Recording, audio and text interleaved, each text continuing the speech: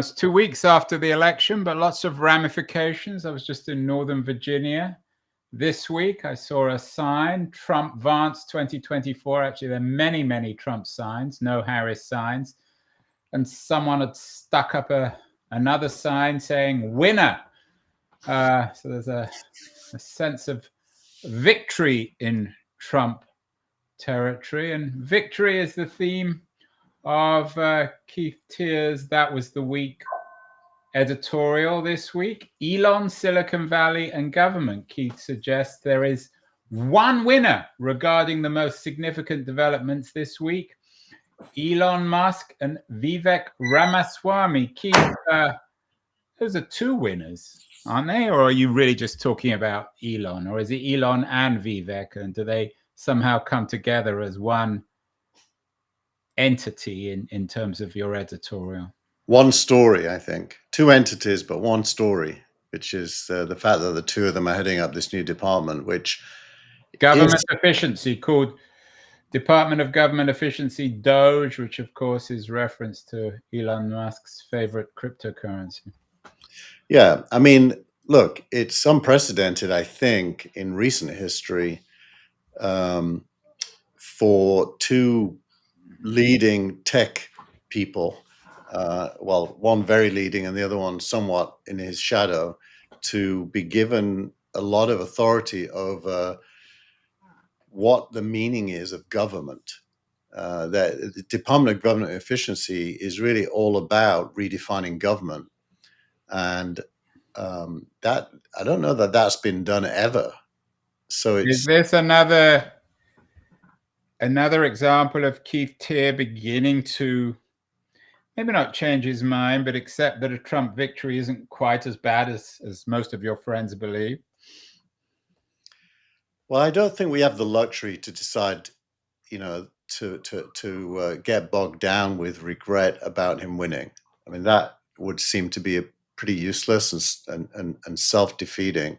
So the spirit of the editorial this week is to accept reality and then figure out how to make it work well. And that involves engaging, not disengaging. And I think it behooves anyone really who's a thinking person to have a point of view about this, because something is going to happen. And right, if you want, certainly, although with Trump, sometimes it's not always something happens. So, as you say, one winner, Elon and Vivek, advisors to the Trump administration on government efficiency. They're just advisors, what that means. Let me ask you the core question here, which I don't know the answer to this. It's one question that is really intriguing to me. I mean, maybe I'm not quite even sure how to express it, but is there in your view, clearly there is from Trump and Musk's point of view, but in your view, is there a fundamental problem with American government? Is it broken? I think it's state, leaving aside government. No, I think it is broken. I think it's expensive, corrupt, inefficient. Hold on, let me write these down. Expensive, corrupt. Wow, you're sounding like more and more like a MAGA person, Keith. Corrupt, corrupt about the government. I think just a citizen, Andrew, not MAGA. I mean, look, as a social liberal, I want services to be delivered, but I don't want people lining their pockets or unnecessarily large numbers of people engaged in activities for us that could be done with way less people or more technology. That all seems good to me. I don't think we have any interest in protecting inefficient government, but no matter where we are. Between inefficient and corrupt, in your corruption is all about lobbying and payoffs. Well, in your editorial, you mentioned the DMV, which is always exhibit A when it comes to government efficiency. My daughter took her driving test a couple of weeks ago, and she asked me to take her. I had to take her because she obviously couldn't drive the car. It was in Daly City. And even though she had I mean, this is just my anecdotal horror story of the DMV. Even though she had a reservation for her test, the whole thing still took 5 or 6 hours, which was one of the biggest wastes of 5 or 6 hours in my life. But is the DMV just an absurd extreme? I mean, it's not corrupt, it's just inefficient. No one's benefiting from those 5 or 6 hours that are wasted at the DMV. Yeah, I don't mean to imply that everything to do with government is corrupt. There is corruption in government, but it's not everywhere. And the DMV is more of a sign of an unchanging way of doing things. They have introduced, to be fair, some technology. You can renew your driver's license online now without going there. So there is some technology, but very little. It looks very like it would have looked in the 1950s. Same with passport issuance. I mean, you've got to go to a little office and fill in paper forms, which is ridiculous. So given what Elon did with space travel, which is make it better and cheaper, one would assume if he's space. What do you mean space travel? What do you mean by that? SpaceX, space better and cheaper. So you mean this is the model SpaceX what versus NASA? Yeah.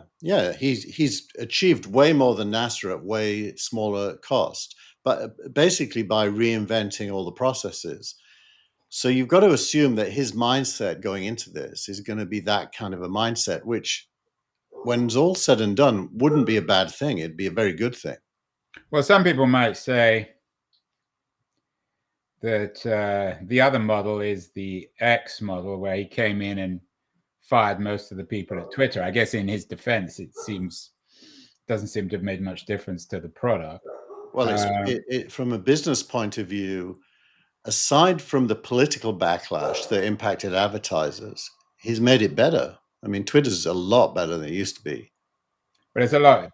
Again, I mean, I don't want to turn this into an ex-Twitter conversation. I'm not sure it's better, but certainly it works. It doesn't crash every 5 Yeah, it doesn't crash, and it's done at much lower cost. And as the advertisers come back in, and there were signs this week that they are coming back in, it may turn out to be a very wise and smart decision. I mean, the SpaceX example is interesting. I have to admit, I don't know enough about what he has and hasn't done at SpaceX versus what NASA has and hasn't done. Clearly, the old state is in a moment of dramatic transformation. Are you suggesting that NASA couldn't have done what SpaceX has done? Is that? Well, they wouldn't have had the mindset to even try, because they're basically on an unlimited government stipend, which really doesn't promote efficiency.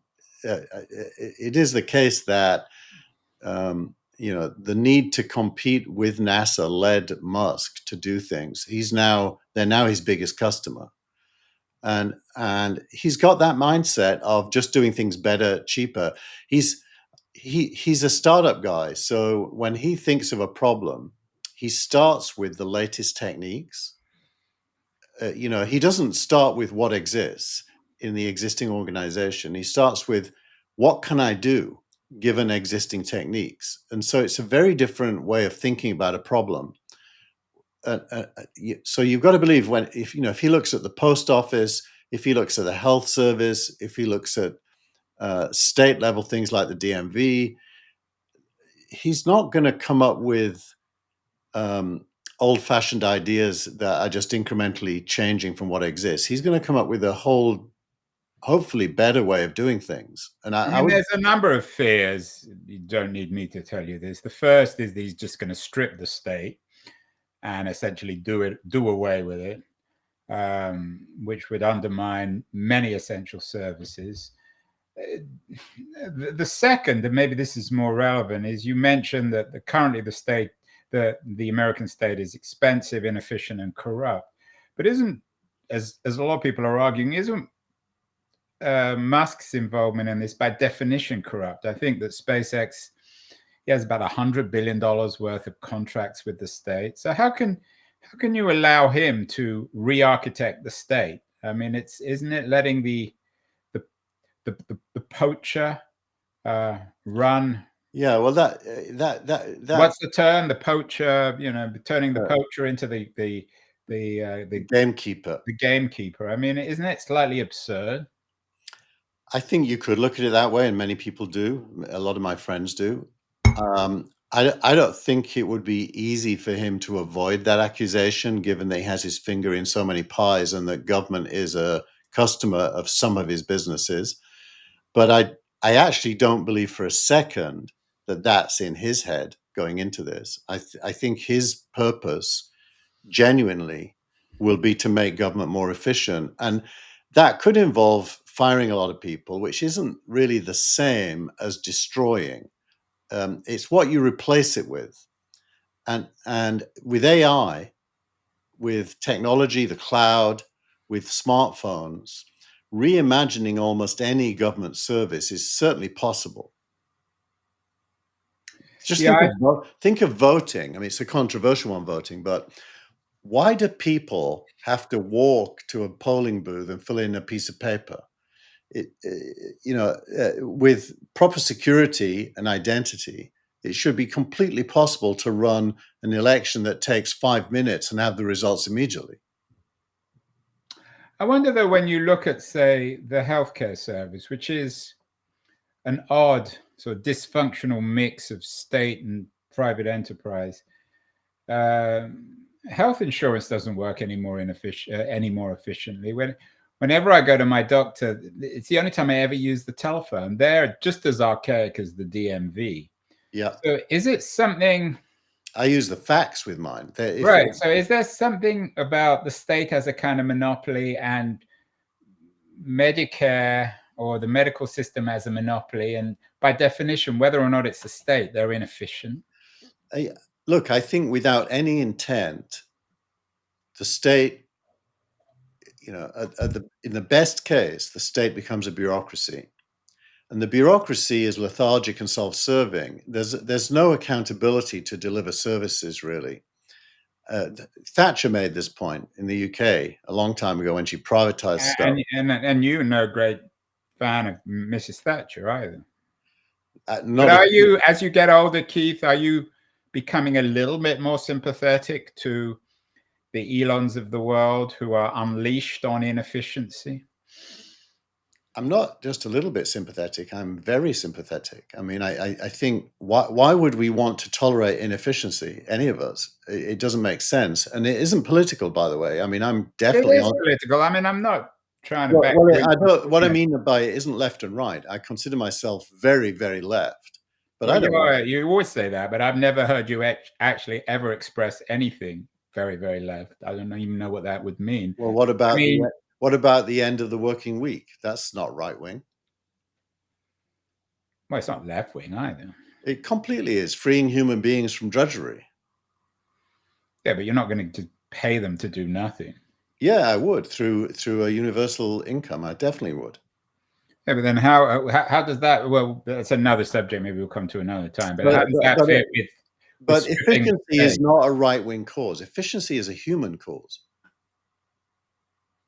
Why then? And again, it's not necessarily a critical question. Why is it only the right that takes up efficiency and not the left? Well, because the right is super individualistic and anti-state for ideological reasons, which is a completely different mindset. I'm not against the state. I believe the state should be the deliverer of human services required by people, like dealing with homelessness, health. It's fine that the state also is focused on defending the country, the military, and so on. So you believe in the Pentagon? You believe in what, Medicare? I mean, what parts of the American state would you get nervous if Elon started chopping it up? I don't think he's going to chop up entitlements. He's going to chop up the cost of delivering them.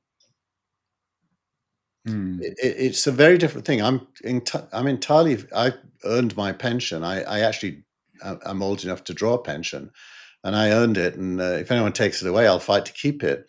Medicare is great as far as it works, but it doesn't go far enough. I'm a strong believer in universal healthcare, free at the point of consumption, and I think that should be delivered and could be delivered efficiently by getting rid of all the insurance industry that rakes money in from us. Yeah, but that would require an American NHS style bureaucracy to administer that, wouldn't it? well, you could deliver healthcare way cheaper than is currently delivered and maintain its quality if you wanted to.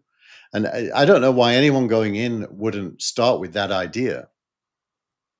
How to deliver a better service more cheaply. Surely that should be the mantra of anyone delivering a service.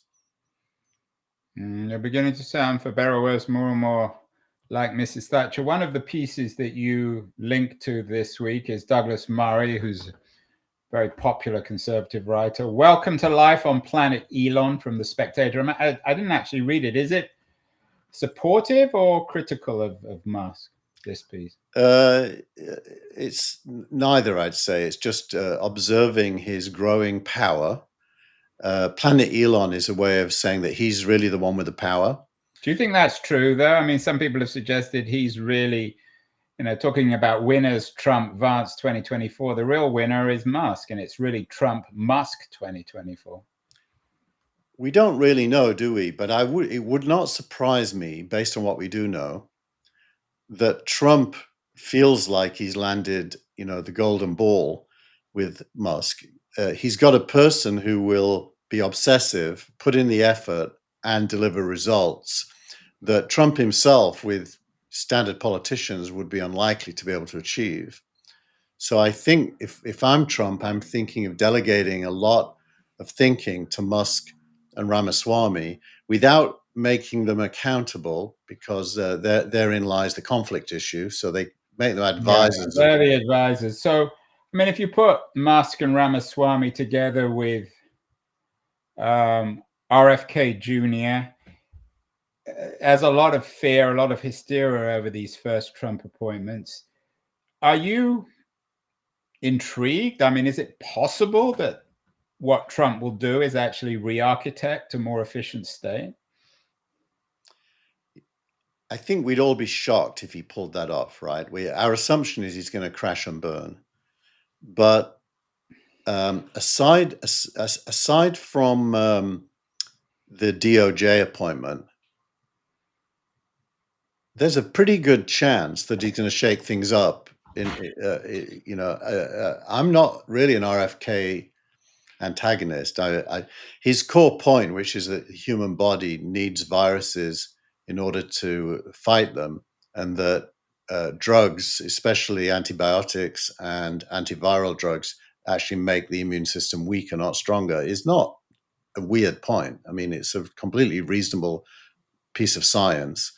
So he's pretty clearly not anti-vax. Whenever asked, he says he's completely for the freedom of the individual to take vaccines. So there's a lot of mythology around him. I don't know. I'm not sure, Keith, whether you may be expelled from Palo Alto after this show. You're defending RFK Jr., Elon, Vivek. We will see. Meanwhile, the ramifications of the election continue. Another piece that you linked to, which I actually thought was very good, from my old friend Yasha Monk. Dear journalists, stop trying to save democracy. He basically argues in this. It's a really good piece. The mistake journalists made was taking an anti-Trump position, which has actually undermined even more trust most people have in journalism. Did you like his argument? I've believed that for a long time. I could barely watch. My favorite morning news show is Morning Joe on MSNBC, and for the last 2 or 3 years, I could barely watch it because they just kept repeating the same anti-Trump stuff over and over, which even if I agreed with it, which I mostly did, it was completely boring. And it turns journalism into, they're joining the army on one side and become combatants. And you really don't want journalists to do that. It's fine if there's opinion pieces that do that as an adjunct, but for the most part, you want journalists to be journalists. And they do undermine themselves if they start to be arguers for opinion, which I think they are, on both left and right, that has happened. So yeah, I think it's a great piece, and it's a reminder of what a free press is meant to do. It's meant to hold people accountable. It's meant to ask questions, but it's not meant to form political movements, on one side or the other. Yeah, I thought it was a good piece too. I mean, one of my concerns is that in the run up to the election, on these CBS and ABC and NBC and CNN shows, the podcast shows, when they had panels, they never even invited Trump people on. The only people they had, or mostly, were Republicans who were anti-Trump. So it was actually rather hard to hear a pro-Trump person on mainstream media. It's no wonder that they seem so out of touch. I mean, ever since I've lived in America, and particularly since the creation of the internet, there's been this obsession with the crisis of mainstream media. Do you think that is a particular crisis? I mean, the numbers on CNN and some of the other networks are dramatically down. Yeah, I think it's a massive crisis. There's another article which will be in next week's newsletter called about the decentralization of media, talking about podcasts, Substack, and lots of other forums. Like ours, Keith. Like We're ours. the future, not the past. But I think that those are symptoms. The cause is that the media became the equivalent of a group of protesters going to a rally and trying to shout down the speaker. There was no ability for anyone to articulate a coherent point of view without being labeled, screamed at, demonized. And by the way, that's on both sides. So that is it's kind of kindergarten politics, the screaming match politics, with journalists, joining sides on one screaming group or the other. Yeah, and I didn't watch much of the election night because it was so repetitive and boring, and it was obvious who was going to win after about 10 minutes of returns. But it struck me of how archaic some of the people are, particularly on CNN. Yeah. And meanwhile, it's the independent media that's strong. And Harris's failure to even appear on the Rogan show is astonishing. It's breathtaking in its stupidity. And the argument was that one argument, I mean, I'm not sure if it's true, that she chose not to go onto Rogan because he offended some of her staff, somehow captures just how absurd her candidacy was. Well, I read this week that the actual explanation is that the left of the Democratic Party basically would have objected to her going on, and that she didn't want to open up a fight within the Democratic Party. And thank you, Jeff Robinson, for saying we sound like Republicans with a small R. I don't think I am a Republican with a small R. I think I'm basically a You're Marxist. on the extreme left, Keith. You're on your own. I don't buy that. But I think you are, for better or worse, a Republican, which is, it just means you're going to get expelled from Palo Alto. You'll have to come and where in San Francisco. You could probably go and live in Sacramento or the Valley. They'll have you. So enough politics. I'm sure people are already bored with it.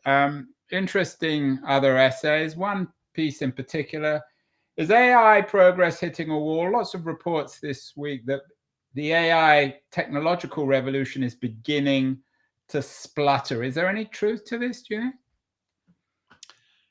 It's hard to tell as an outsider, although I will say that Sam Altman tweeted, "There is no wall." And there's a more substantive piece that got published this morning by a third party saying that, firstly, there is no scaling problem, but secondly, that the introduction of AI agents is going to, even on existing architecture, make it incredibly much more useful than it's so far been to carry out tasks and so on, and that the end of that game is very far in the future, even if there was a scaling problem. But I think I'm beginning to think there is no scaling problem. It's just another one of those scare stories. Another one. All the stories seem to be scare stories. To toot the Keenon horn for a minute, the interview of the week, or my interview of the week, is with Palmy Olson. She's a Bloomberg writer in London. She has a new book out, Supremacy, AI, ChatGPT, and the Race That Will Change the World. It's an interesting book in the sense that, Keith, you've always been incredibly bullish on OpenAI and you're slightly dismissive of Google. Her argument is that the race for AI supremacy is between DeepMind / Alphabet and OpenAI, and she makes Demis Hassabis the central character in this book. It's been shortlisted for the Financial Times Book of the Year award, so it's a major new book. What do you? I'm not sure if you saw the interview or read the book, but is it credible that Hassabis might be as influential? I mean, of course, he won the Nobel Prize a few weeks ago, the chemistry prize. But do you accept that her argument in supremacy might be true? That the real race for supremacy is between Altman and Hassabis? Well, I definitely think. I mean, Altman isn't a data scientist, and Hassabis is. So there's no comparison. That Hassabis is clearly the thought leader stroke capable person in the space, and that DeepMind's approach, by the way, is very different. DeepMind is not an LLM technology at all. It's Yeah, but sorry they, to jump in here. It's important to note that one of the changes in Google is that Hassabis now is essentially in charge of all AI initiatives at Google and DeepMind. So it's just a piece now of his control. It is, but he's not an expert in LLMs. He probably has really good people who are. He's an expert in what's called reinforcement learning, and reinforcement learning is the approach that led to the Go outcome and to the discovery of all these proteins that were previously unknowable. And he's a super clever guy. And what it really points to is that the reduction of AI down to LLMs is a mistake. AI is not reducible down to LLMs. LLMs is just a branch of AI, as Gary Marcus keeps pointing out. There's lots of others, and there are super good results from other approaches. Neural networks and reinforcement learning being one of them. So I think we're at a moment when there's going to be a flowering of capability across lots of domains using lots of different techniques. But I think that actually might make, in a sense, Olson's point, in the sense that, firstly, Altman isn't a technologist, really. And secondly, that he's put all his eggs in one basket with LLMs at OpenAI. She reminded me, it's a really interesting narrative. I'm sure some point someone's going to make it into a movie. It was researchers at Google who authored the transformer piece or technology which underlies the LLMs. So Google's been involved in this narrative right from the beginning. And of course, the godfather of AI, who won the Nobel Prize also in physics, Geoffrey Hinton, was with Google. I think her argument, though, is interesting in that she predicted, and she did this publicly in terms of our conversation, that she thinks Hassabis might eventually take over at Google, which would make Google incredibly formidable if he controls the entire company as it transforms itself from a search company to an AI company. She may be getting ahead of herself there, because the leader of Google needs to be a business thinker, not a technologist. But the current leader is a technologist. Therein lies part of the problem. Google has to have business strategy supported by technology, not technical strategy that figures out slowly how to make a business out of it. And that's its weakness. It's also its strength. So both things are true. I think Altman leading OpenAI is testament to that. I mean, if Altman was a technologist, he probably would be nowhere near as effective as he is, because he's a business thinker. So you remain as bullish on OpenAI. I mean, you don't have any links in this week's newsletter. It was late breaking news, but Musk is openly suing OpenAI and Reid Hoffman, and it's becoming, in some ways, almost a Silicon Valley civil war, and especially given Elon's political strength, it must concern some of the OpenAI people, doesn't it? Well, at the root of that, and it's really hard to disentangle. I don't know if you have succeeded in your head to disentangle. I've read some of the pieces. I mean, well, so the question really is, OpenAI as an open source not for profit which then pivoted to being for profit. That's at the core of Musk's criticism, because he was an investor of the not-for-profit OpenAI, and is looking like he's not going to make any money from his investment, because in the transition he has to put more money into to do that. So is Musk, angry that he's lost money, or is he a kind of an ethical zealot for not-for-profit OpenAI that supports humanity? I actually don't know the answer. I don't know what his motivation is. I don't object to OpenAI becoming a full profit myself, and any more than I object to Google being for profit. So I don't really know what I think. I just know it's a mess. I know what I think is that OpenAI, there are so many now potential political, legal problems the company has. There are so many questions about Sam Altman, and those come out this week, and particularly in his relations with most of the senior scientists, many of whom have left. That if I was to bet on a winner, it wouldn't be OpenAI. But you're still keeping your chips, Keith, on OpenAI. They're completely impossible to defeat. They've carved out a position. Completely impossible. I'm going to quote you about that. Completely impossible to defeat. You sound like. Well, that's a technical judgment and a business judgment. Their technology is well ahead, and their business positioning inside Microsoft and Apple is fantastic. So Google only has its self-contained AI. It's really not, and so does Facebook with its open source stuff, which is all great technology, by the way, just not as good as OpenAI's. So I at least would need a reason to believe they're going to fail, and I can't see one. Well, I just mentioned one: the political distractions, the disorganization, the lack of trust in Altman, the fact that Altman is himself. He's good, Andrew. Whatever you think about him, He's whatever. good. I mean, he's obviously good. That goes without saying, but he's still unproven. He hasn't built a $1 trillion company.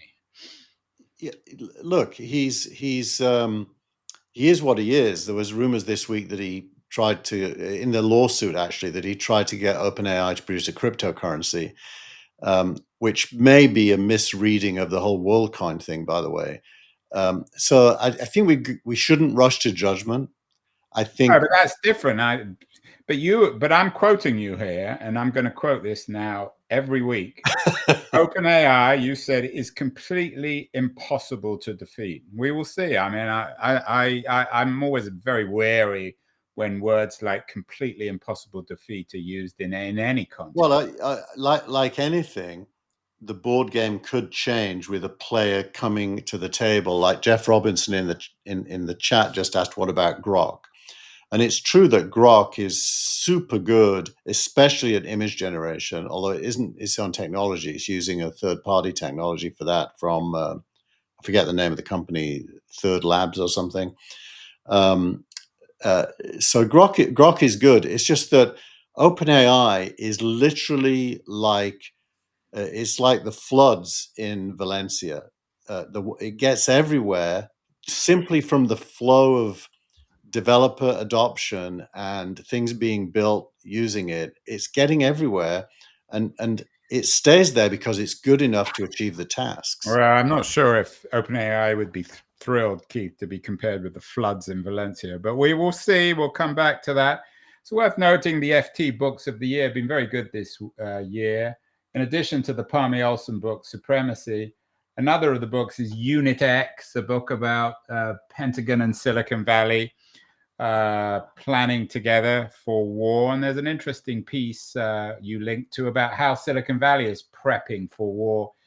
It seems to me to be an increasingly new Silicon Valley, maybe post-election Silicon Valley. The last few days, Palantir's stock market price has gone up about 25%. Is this increasingly down in Palo Alto, Keith? Are people still shy to talk about technology and war, or are they more comfortable now? Do you think it's increasingly clear that Silicon Valley and the Pentagon are working closely together?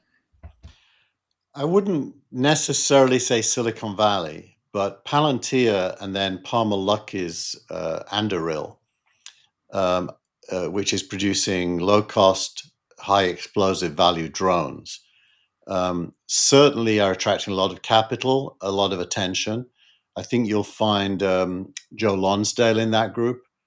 Who's a big Trump person? Yeah, and so there is an increasing And Thiel, of course, who was, I think, the founder of Palantir. Thiel, Mark Andreessen, which is this American dynamism kind of overarching theme, is somewhat sympathetic to that. And I do think there is, you could think of it as realpolitik, accepting the reality that America is, at the end of the day, the state is an armed body of men, as a famous philosopher once said. Although Elon wants to do away with that state, but maybe they'll just be Silicon Valley companies like Palantir. My sense is also there's no love lost between Thiel and Musk, whether this will all break down into one kind of civil war or another. But I it think is a little concerning. I mean, in the old days, we used to go after Facebook and Google and Instagram. But now, I mean, companies like Palantir aren't they rather troubling, do you think, or not? You accept them? Are you in that, even though you're far on the left, Keith, are you far on the left as a realpolitik guy? Look, I'm a globalist at core, although by globalism, I don't think it in terms of a top-down bureaucracy. I think more Bitcoin equates to globalism for me, or the internet technology equates to globalism for me. That is to say, I believe the world is shrinking through technology, and human beings are getting closer and closer together at the very moment that governments are getting further and further apart. So I fear that governments, which is another way of thinking about elites, will talk themselves into military conflicts, which are entirely opposite of the trajectory of But you non-waging a can't have it war. both ways. You can't blame government for war when Silicon Valley is prepping for war and arming the government, whether Well, it's the US or the Chinese government. I mean, you can't, when bad things happen, you can't just blame your bogeymen. well, I think Silicon Valley, which is too broad a category for what's happening, but Anduril, Palantir, and the like are basically capitalist enterprises seeing an opportunity due to government decisions. And they're right to. There's a ready-made buyer, just as Musk sees NASA as a buyer. Right. So you're suggesting that really SpaceX and Anduril or Palantir, they're all part of the same world. And that's what the Unit X book talks about. I'm chilled by it. Let's talk about startup of the week. And it's a less controversial one, Writer. Or is it Writerly? It's just writer. They raised $200 million at a $2 billion valuation, which isn't that much these days. It's got nothing to do with writing, or at least traditional writing. What does Writer do? Well, writer applies AI to writing. It actually does do that. Let's just get their webpage up and use their own self-description of what they do. It's basically an AI studio, the fastest way to build apps and workflows. But it's for corporate. It's not for individual writers. It's for corporates, yeah, but it's doing everything that if you look at their website, it says workflow based, financial services and insurance, healthcare and life sciences, retail and consumer goods, technology companies, Do you empower think your. that companies like this, I mean, you just talked about OpenAI, I'm quoting you again, completely impossible to defeat. Are these kind of relatively small companies, I mean, $2 billion companies now, relatively small, are they going to be able to survive in this world where giants like OpenAI dominate? I mean, I don't know what was the last OpenAI valuation was about $150 billion. So do you think Yeah, there is hope for companies like Wright? I think there is if you build a timeline. There's an article by Idan Beck in this week's newsletter called something like "Software That Builds Itself." I can't remember the exact title of the Just-in-time software? just-in-time software, and he's focused on the gaming industry, and is saying that you will be able to conjure up software for purpose instantly. And that's in a way what Writer is saying as well, that it can build apps. And so the just-in-time software. Thanks, Dan. Thank you for he's actually listening to us. No, he is. Yeah, and Dan's a super clever guy, by the way. He's done a lot of interesting things in the past, so he deserves being listened to. This idea of software becoming the output of AI, including how it's wrapped, apps, games, workflows, tasks linked together through agents, all kinds of different ways, clearly is going to happen. OpenAI and Anthropic and their models, and Llama, will probably be deep underneath all of that. They'll be used. And So this is your stack, which you said was going to get controlled by one company. You've gone back to believing in a stack now? No, it isn't a stack. If you think about it, it's a UI and a foundation. There isn't much of a stack in the middle, actually. And so it's a slightly flatter architecture.